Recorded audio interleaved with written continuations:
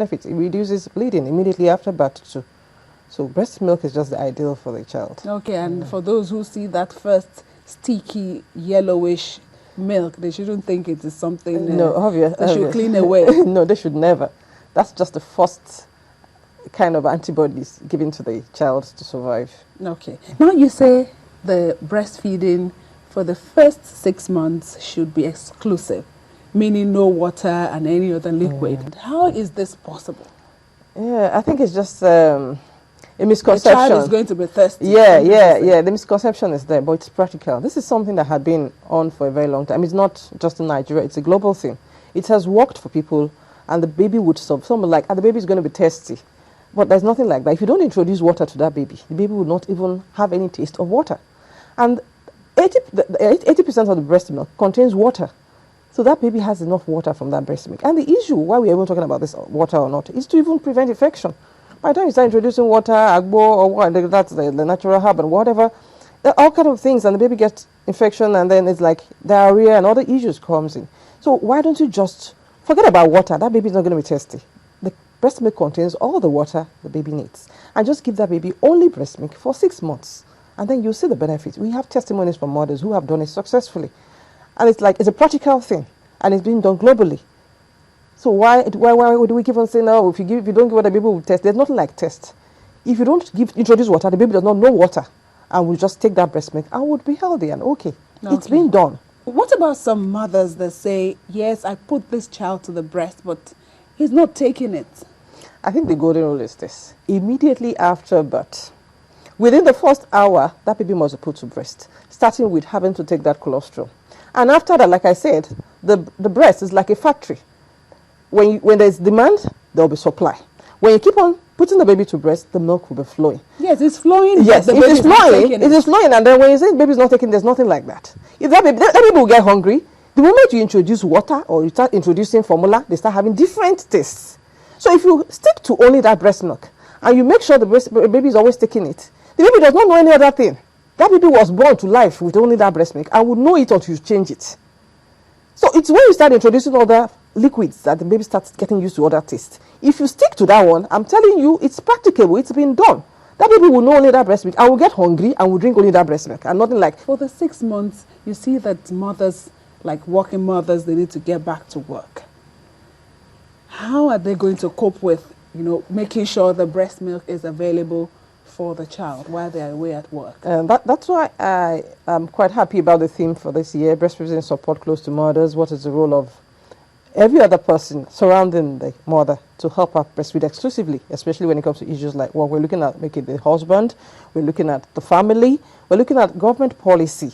What kind of maternity policy do we have in place? What kind of incentive do we have? Something like maybe giving allowance to nursing mothers. And then employers, do they have crèches in places of work? Do they have a place where a mother can go and express milk? Even health workers, what kind of encouragement do they give to them?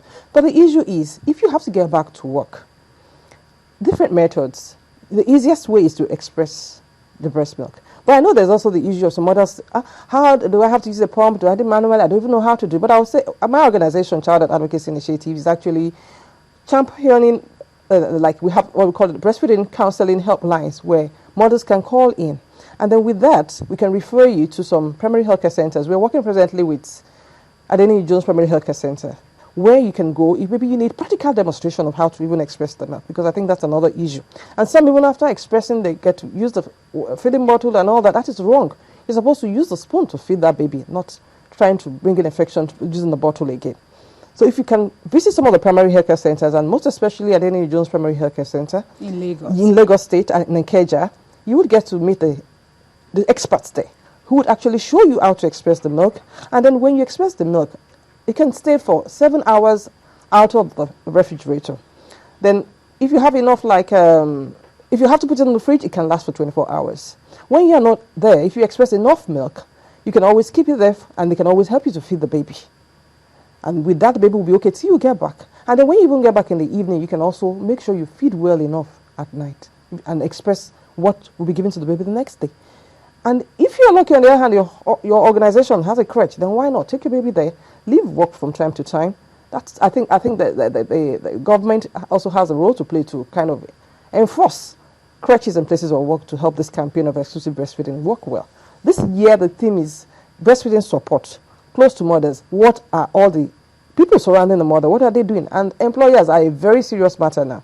And employers just at times they believe maybe because the issue which I think is many people start, but when it's like after 3 months they have to get back to work, they can't do much. But then employers have a role to play to help us with this campaign now. If they can provide crutches, mothers can always go there and breastfeed their babies. And at times they feel maybe it's a waste of money, but from research now, breastfeeding is an investment, not even just for the parents, but even for the organization. Because when you're like family friendly, baby friendly, people are like, it's even a better corporate image for your organization. And you'll be surprised, a lot of women who would have gone back to, I can't work any longer because I'm having babies, but because they know they have a crutch, they still have a kind of bonding with their baby, they can still feed the baby properly, will be back to work. And that's good for your organization. Yeah, a lot of the workforce, we have a large number of women there. And then when you keep on doing things like that, you're sure even the turnover in your organization will be lower, they're more loyal, they're happy at work. So having to work, this employers should be there to give that support to the mother. And they will be able to breastfeed effectively if they have to get back to work. Okay, and you said if the woman is able to express enough milk, and sometimes a woman is trying her best for her to be able to express this enough milk. Enough milk will be relative depending on the child. Some children can really, eat a lot, and maybe you have to express like 5, 6 bottles. Let me just say one thing first. You need to at least feed your baby. The first issue is feed on demand. The other is at least put the baby to breast at least 10 times within 24 hours. There is the issue like, okay, my breast is small or something, but I tell you, the breast is just like a factory. The more the demand, the more the supply. If you put the baby to breast, it will flow. Even if you have twins, if you have triplets, it could be stressful. But I tell you that most of the issues is like issues like positioning, how are you comfortable are you? And that's why we are saying visits at any just primary healthcare center or any other primary healthcare center around the Ikeja, and then around the country, around Lagos State, and all over the country, and see how they can help you with positioning. Because I think if you're comfortable and you position baby well, you will be able to. The baby will be demanding for more milk, and you'll be producing more milk. There is nothing like the size of my breast is small or something like that. The moment the baby suckles, the breast milk will be coming out, and then they will also teach you the technique for expressing when you are not there. So I think with more encouragement, more help, that support from everybody, from the health workers, even from from parents and all that, everybody around the mother, they should be able to do it effectively. It's just to see the benefit. It's an investment. Okay, and if you said the benefits, of course, you talked about the child, not being sick all the time. What are some of the other, things that if a child is well breastfed? We have to start with poverty alleviation. Why waste money on formula? Yeah, if you can as well save that money and use it for other things in your family. That's not the first benefit, even to the whole family, apart from even the country as a whole. Then you're looking at issues where the baby will not be falling sick often. You have the issues of diarrhea is very slim. They hardly have cold and all that. They are very strong. The skin glows. They are very intelligent. And then the mother, on the other hand, most times she's like the bonding is there. The love is there.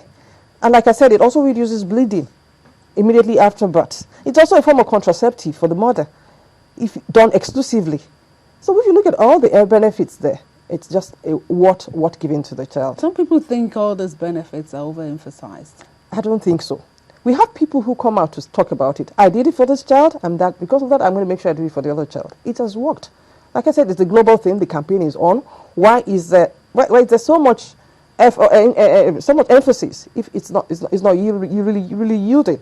Okay, for mothers who are HIV positive, how do they go about this?